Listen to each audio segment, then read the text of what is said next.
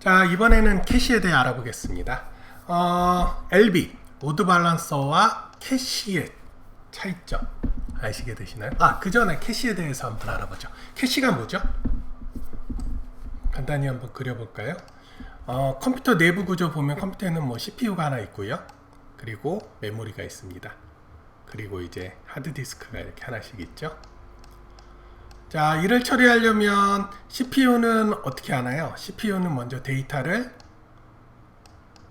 하드에 있는 일부, 만약 게임을 한다고 하면 게임 데이터를 어디에다 하죠? 메모리에 올려놓죠.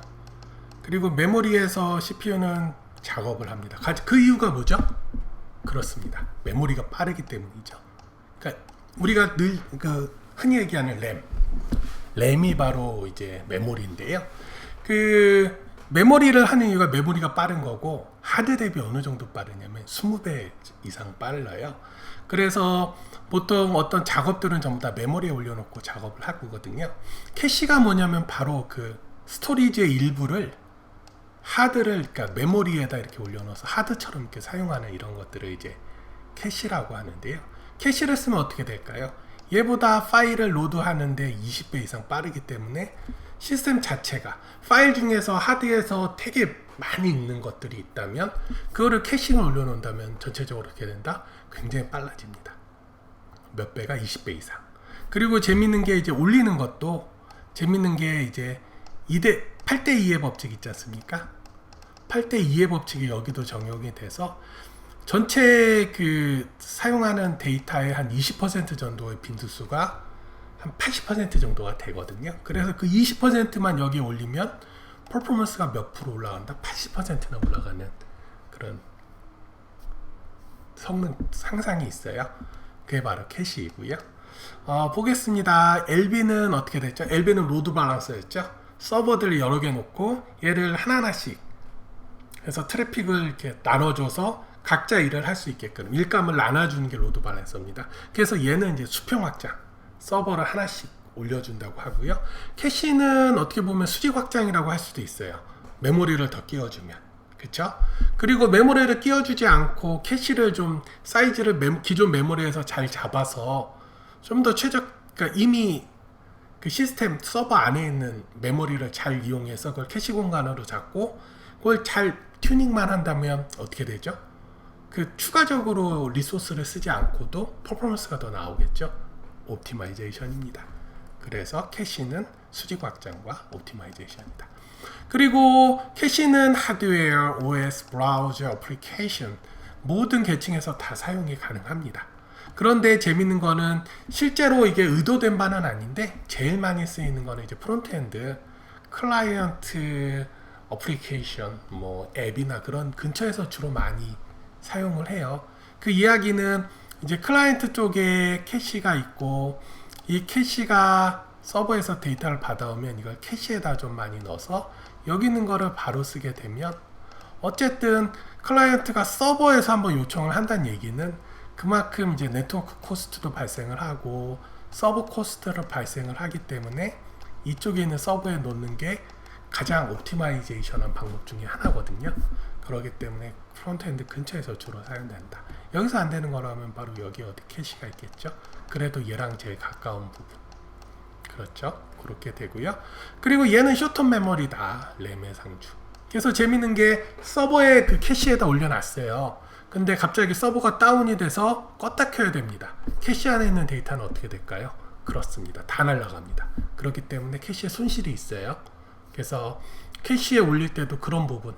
왜냐하면 서버 자체는 항상 100% 문제없이 돌아간다고 보기에는 좀 어려운 거거든요.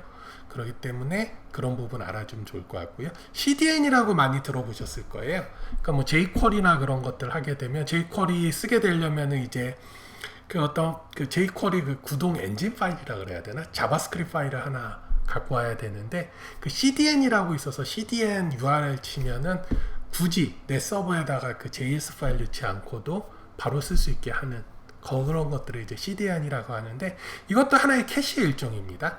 서버에 있는 그러니까 서버에 있는 메모리에다 올려놔서 사용자한테 좀 더 빠르게 배포해 주게 한다라는 거거든요. 그래서 요청 파일이 만약에 캐시에 있다면 그냥 캐시에 있는 거 쓰고 캐시에 없다 그러면 이제 캐스미스라 그러는데 스토리지 파일을 캐시에 올린 후 리턴을 해주는 방식. 그게 CDN입니다. 자, 밑에 봅시다. 캐시 무효화라고 있어요. 자, 이 캐시 무효화가 무슨 뜻일까요?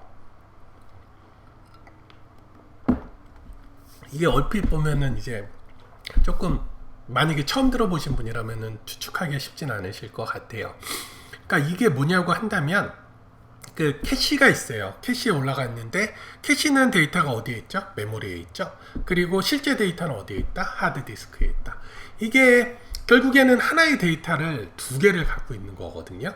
그렇게 되면 어느 순간인가 하드에 있는 정보랑 캐시에 있는 정보가 같지 않을 상황이 발생할 수 있다 없다? 있습니다.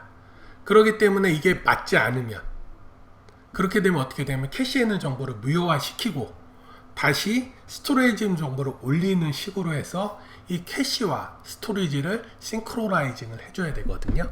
그럴 때 얘기하는 그 용어를 캐시 인밸리데이션, 캐시 무효화라고 하고요.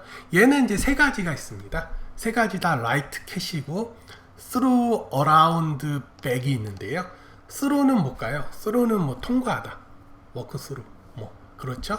통과하는데 이거는 뭐냐면 이거는 write가 만약에 클라이언트가 뭐를 새로운 파일을 왔어요.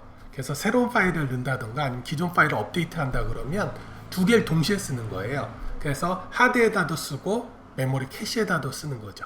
그러니까 어떻게 될까요? 장점으로는 얘는 항상 동일해요. 항상 싱크가 있어서 되게 좋은데 단점은 쓰는 걸 몇 번 쓰죠? 항상 2번씩 씁니다.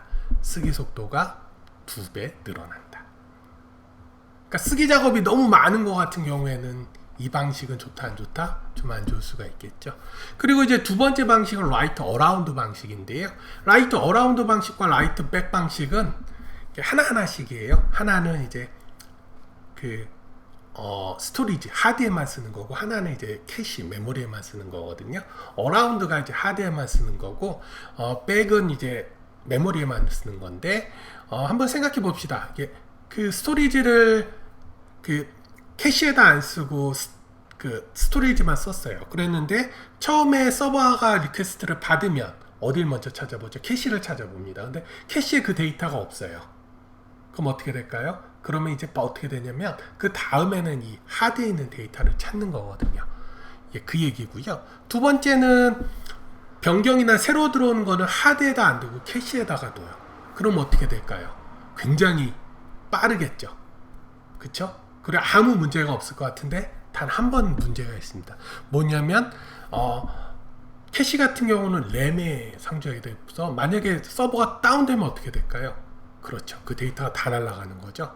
그렇기 때문에 얘는 진짜 서버가 정말 안정된 경우가 아니거나 아니면 정말 어느 정도 손실을 감수해도 괜찮을 만큼 언제까지 정기적으로 싱크를 맞춰주는 서비스 자체가 업데이트하는 기간 그게 뭐 1분이면 1분, 2분이 2분 사이에 데이터는 손실돼도 괜찮을 만큼 그 정도까지가 보장이 된 경우 뭐 아니면은 뭐 싱크가 안 해도 괜찮은 경우 분산 환경에서는 그런 데이터들도 꽤 많습니다. 그 뭐 클라우드나 뭐 그런 쪽에서는 그것도 허용을 하거든요. 그런 경우는 그렇게 합니다. 그래서 보면 뭐 봅시다. 그리고 우리 얘기하는 거 라이트 어라운드는 빨라요. 근데 이게 빠를까요? 아니면은 라이트 백이 더 빠를까요? 그렇죠. 라이트 백이 더 빠르다. 왜? 얘는 메모리에다가 저장을 하니까 메모리가 하드보다 몇 배 빠르다? 20배 빠르다. 대신 단점은 얘는 캐시에 요청 데이터가 없으면 어떻게 해야 돼요? 하드를 또 읽어야 되니까 캐시도 읽고 하드도 읽고 느려지겠죠. 그래서 읽는 게 많은 경우는 이거는 별로 안 좋겠어. 오히려 라이트 스루 같은 경우는 읽기가 많다고 한다면 라이트 스루가 좋고요.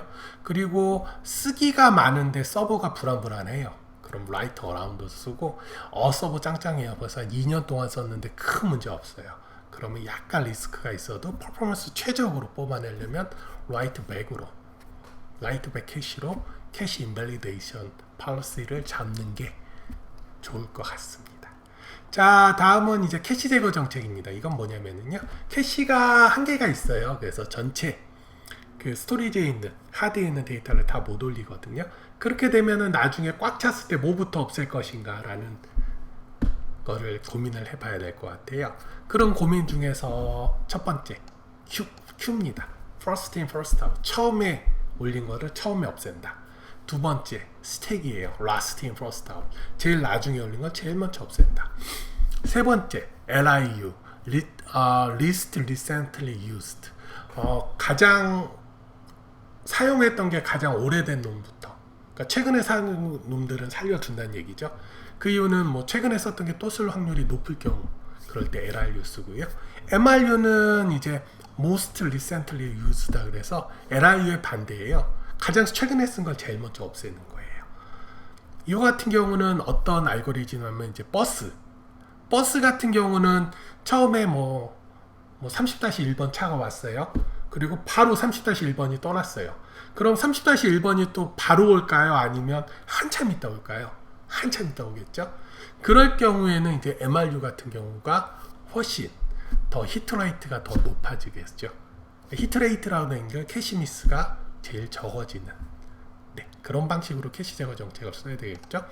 그리고 LFU, Least Frequency Used라고 해서 이거는 빈도수가 가장 적은, 그러니까 요청 빈도를 다 체크를 해서 빈도수 많은 거는 얘는 앞으로도 빈도수 지금까지 많았으니까, 지금까지도 사람들이 많이 애용해 주셨으니까 앞으로도 많이 애용해 주실 거야 라고 생각하는 게 LFU고요.